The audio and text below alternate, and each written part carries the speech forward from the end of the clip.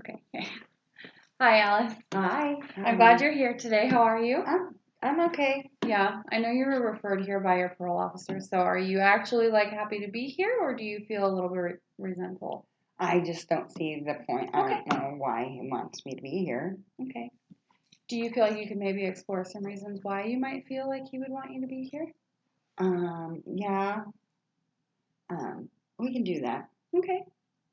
I've got to be here for what, like an hour anyway, so Yeah. might as well do something with it. Yeah, we've got some time to work together. I'm really happy you're here. I think everyone can benefit from talking to someone else who doesn't have any, judgment towards them, and just kind of safe place for you to vent and just kind of let go.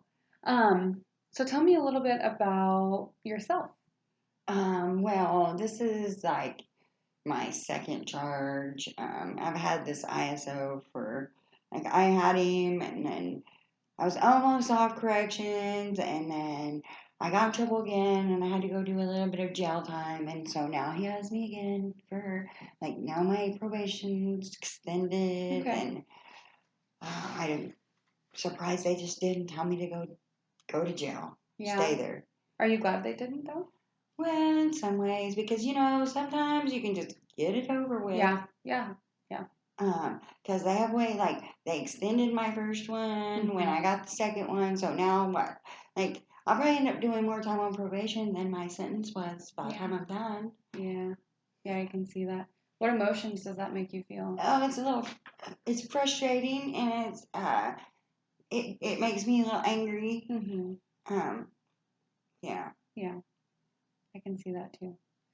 What emotions do you feel about the situations that got you these charges? How do you feel about that when you think about them? Well, I just don't. I mean, I don't know why they expect any different. I mean, uh, I guess I feel like that um, I was doing what I was doing. So it's all a money making scheme for the government or Okay. for the county anyway. Yeah. Okay. I really wasn't hurting anybody. Okay. Do you feel comfortable talking about what your charges were? Oh well, I got possession charges. Okay. Okay. So tell me a little bit about that. Do you still actively use, or are you? No, I have to be if I give them a dirty UA, they'll lock me back up again. Okay. Sounds like staying out of jail is pretty important to you. Am I correct in thinking that? Yeah, but I'd like to do it without all the people hovering over me. Oh, okay. Yeah, I see what you mean. I see what you mean. Yeah, there are consequences for our actions when we do that, so we do have to be held accountable. Um, I'm happy for you that you get to, be out in the world and working with me and working on bettering yourself rather than just, sitting and waiting for the time to be up. I think this is going to be a lot more beneficial for you.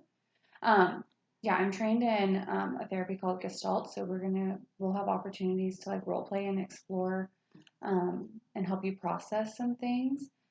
Your parole officer told me that he felt like maybe you have a lot of regrets about what you've done in your past. Do you feel like that's correct? Oh well, yeah, Yeah. yeah. Why don't you talk a little bit about that? Well, I didn't, I feel like once I got that first charge that, it's just been continuous one thing after another. Like you can't get a job. Just constantly get told everything that you're doing wrong. Right. You have to go uh, pee in a cup.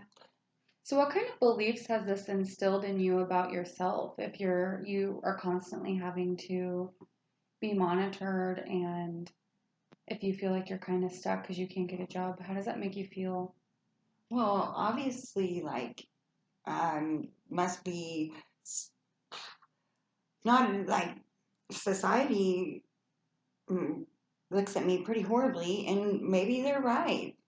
You think maybe? Maybe. I mean, here I am, like, on corrections again, like, over and over and over again. I want to try an activity with you that I think will be really helpful. Okay. We're going to explore all of the things that you love about yourself. And we're also going to explore all of the things that you don't love about yourself, whatever you're comfortable sharing. Okay. So, which one would you feel more comfortable starting with? Well, I can tell you the the things that I don't like pretty easily. Okay, so we'll start. So let's move over to this chair. Okay. Just kind of separate yourself. You're in two different areas, and we'll explore. Talk to me a little bit about the things that you don't like about yourself that you're comfortable sharing with me today, because I know we did just start together. So, and we'll continue to do this as you get more comfortable.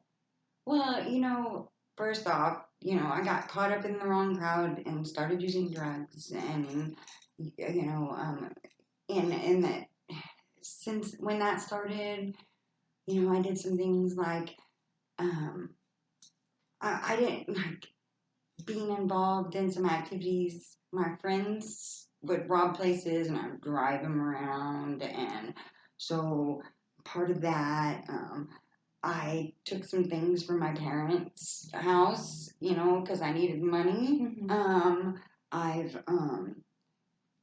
lied to them. I've lied to my grandparents a couple of times because of, trying to stay high. Right. I have, um, I guess so. That makes me a liar, a thief. Uh, Now I've been convicted of these two felonies, so that makes me pretty much a convict. Um, and most of the places I've been to says that means that you're not worthy of working for us. Mm-hmm. So, I guess it makes me not a very good person. Very good person at all. Are you ready to move over and talk about the things that you do like? Let's try that. You can sit in this chair, and then we'll reflect and talk through everything. Okay, so let's start with all the things that you do like, all the things you have done that you're proud of, all the qualities about yourself. Well, I'm a good mom. I know that going to jail wasn't great, but I've made sure they were taken care of while I was there, Mm-hmm. thanks to my parents. And I've been, this time around I've got like 6 months clean. And I do have some my CNA and my CMA license or certificates. Mm-hmm. So, if I can find someone that would give me a chance, I'm a good worker. Mm-hmm. And I can and I like caring for others. Yeah. Congratulations on 6 months of sobriety. Thank you. That's wonderful. I'm very excited for you. Okay, so let's kind of explore that. Mm-hmm. What did you notice about what you were saying in each show? Like, just tell me how you feel about what just happened. Well, which one felt more comfortable? Well, the bad one did. Okay, tell me about that. Well, I hear it all the time. That's the one that I hear. So you feel like this is the chair you identify the most with? Yes. Okay. Yes, and it's kind of like why I feel that I'm even on corrections. All these choices, these bad choices that I made. Okay. So I'm wondering, so if you say you identify most with this chair, mm-hmm. all the things you feel like you've done poorly or the things you regret in your life. Uh-huh. So I'm wondering if there's like an underlying belief about yourself that you're a bad person. What do you feel about that? I feel that that good people probably wouldn't end up in my position. Is it possible that both could coexist? Is it possible that you could be just a person who makes good decisions and bad decisions? I mean, I guess it could be possible, but it doesn't feel that way. Doesn't feel that way to you yet? No. My goal is to get you there in our time together because it is possible. And it is actually a little more likely. Because to have just a genuinely really bad person, that's pretty rare. Mm-hmm. Circumstances, things happen to us and we make decisions that we have to face the consequences for. Oh no, you weren't in that at all. Well, she was there, people.